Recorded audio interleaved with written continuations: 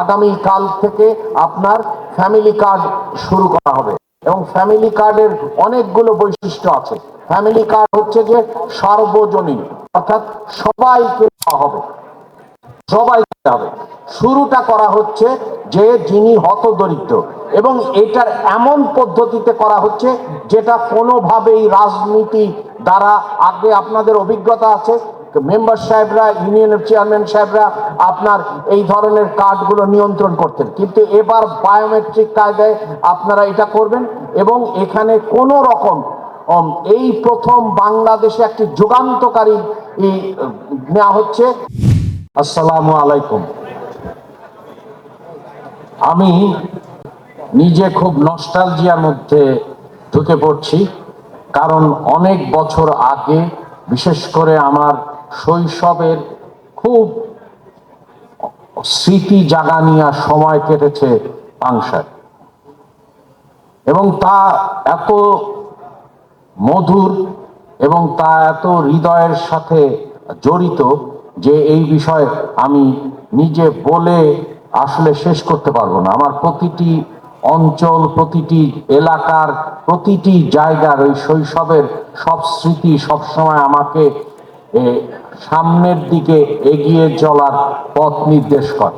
যাদের সাথে আমার ছোটবেলায় পরিচয় ছিল, অনেকের সাথে হয়তো অনেকদিন দেখা হয়নি, আর ভবিষ্যতে দেখা হবে, কিন্তু যেটা আমাদের সবচেয়ে বড় আনন্দের বিষয় সেটি হচ্ছে যে এই যে আমরা লক্ষ্য করেছি রাজবাড়ী জেলায় আপনার ফ্যাসিবাদী সরকারের পতনের পরে আপনারা বিপুল ভোটে দুজন সংসদ সদস্য মনোনীত নির্বাচিত করেছেন। সেই জন্য এখানে আমাদের যে রাজবাড়ী 2-এর যে সংসদ সদস্য আছেন তিনি ব্যাপক ভোটের ব্যবধানে জয়লাভ করেছেন। এটা নিঃসন্দেহে আপনাদের জন্য যেমন গর্বের, আমাদের জন্যও তেমন গর্বের, এবং তার ফলে তার যে ভিত্তি দিয়েছে যে জনতার রায় তিনি পেয়েছেন, এর মাধ্যমে যেটা স্পষ্ট হয়েছে তার যে ক্ষমতা, তার যে আকাঙ্ক্ষা, তাহলে আপনাদের জনরায় বাস্তবায়নে তার পক্ষে আরো আপনাদের পক্ষে কাজ করার জন্য এটা একটা বড় রকমের শক্তিতে পরিণত হয়েছে।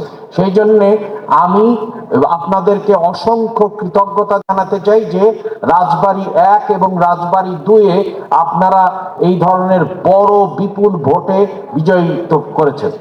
এখন আসলে আমরা অনেক বিষয় নিয়ে আলোচনা করতে পারি, কিন্তু আমি চাচ্ছি না যে এই ইফতারের সময়ে আপনাদের সাথে এই বিষয়গুলো নিয়ে আলোচনা করতে। কিন্তু আপনারা জানেন যে বাংলাদেশ আমাদের যে আপনারা লক্ষ্য করেছেন যে ইশতেহারে লক্ষ্য করেছেন, ইশতেহার 5টি ভিত্তির উপরে প্রতিষ্ঠিত। এই 5টি ভিত্তি বা ফাউন্ডেশন হচ্ছে, প্রথম হচ্ছে যে রাষ্ট্র সংস্কার, এবং সেইখানে আপনারা খেয়াল করবেন 7টি দফা আছে। তারপরে হচ্ছে যে আপনার বৈষম্য নিরসনে আপনার আর যে সামষ্টিক অর্থনৈতিক এবং সামাজিক উন্নয়ন, এবং হচ্ছে রাষ্ট্রীয় সক্ষমতা। তৃতীয় হচ্ছে সবচেয়ে গুরুত্বপূর্ণ, কিভাবে ভঙ্গুর অর্থনীতির পুনরুদ্ধার এবং পুনর্গঠন করা যায়। চতুর্থ, যেটা আমরা সব সময় দেখেছি কিন্তু দক্ষিণ এশিয়ার কোনো দেশে কোনো রাজনৈতিক দল যে ইশতেহারে অবস্থান করেনি, সেটি হচ্ছে যে কিভাবে আমরা সমতা ভিত্তিক আঞ্চলিক উন্নয়ন ঘটাবো। এবং পঞ্চমত খুবই জরুরি, কারণ আমরা লক্ষ্য করেছি যে বিভাজনের রাজনীতি চলে, বিভাজনের রাজনীতির বাইরে যে সংহতির রাজনীতি কিভাবে করা যায়, এবং কিভাবে ধর্মীয় তারপরে হচ্ছে যে আপনার পাহাড় সমতল, এবং কিভাবে ক্রীড়া সংস্কৃতির মাধ্যমে এই সংহতি অর্জন করা যায়, এগুলো বিস্তারিত আপনার ইশতেহারে উল্লেখ করা আছে।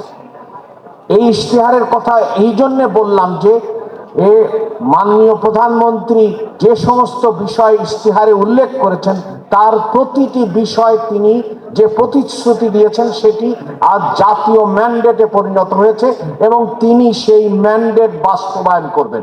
এবং তারই ধারাবাহিকতায় আপনারা লক্ষ্য করেছেন বাংলাদেশের সবচেয়ে জনকল্যাণমুখী যিনি, তার মন্ত্রিসভার প্রথম বৈঠকে কৃষকের 10,000 টাকা সুদ সহ ঋণ মওকুফ করেছেন।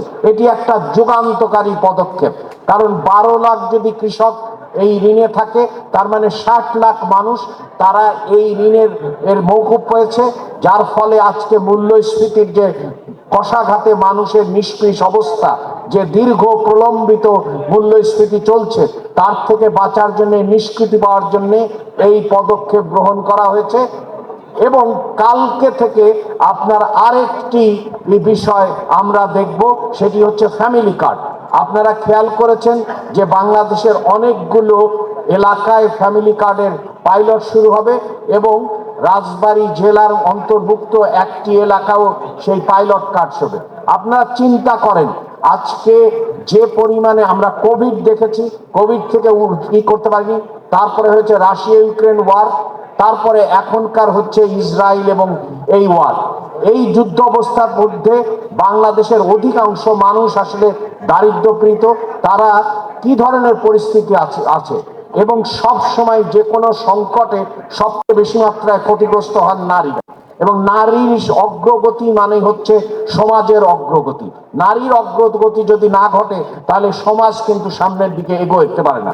সেই কথা রেখে আমরা আগামী কাল থেকে আপনার ফ্যামিলি কার্ড শুরু করা হবে এবং ফ্যামিলি কার্ডের অনেকগুলো বৈশিষ্ট্য আছে।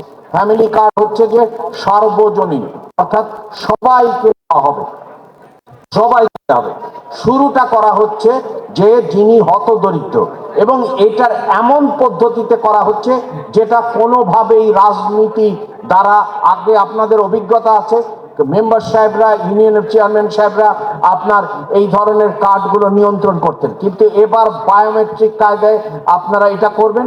এবং এখানে কোনো রকম এই প্রথম বাংলাদেশে একটি যুগান্তকারী নেওয়া হচ্ছে, যার ফলে আপনার কোনোভাবে রাজনৈতিক প্রভাবমুক্ত থেকে মানুষের দৌড় গড়ায় সেবা পৌঁছাবে এবং তার ভবিষ্যতে আপনারা কৃষক কার্ডও দেখা যাবে।